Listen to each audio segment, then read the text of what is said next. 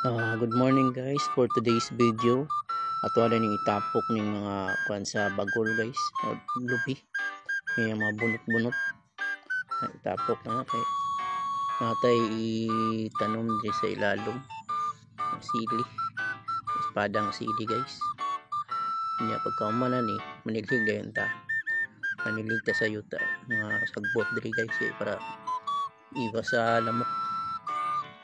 Dapat limpyo yun yung tugkaran guys, kaya nyo limpyo na silig-silig ta para kuhan yun itapok na to,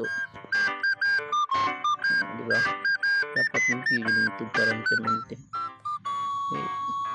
gaglamok ron so kay mga pakantag lamok dinggi o naabot na po ko diri guys.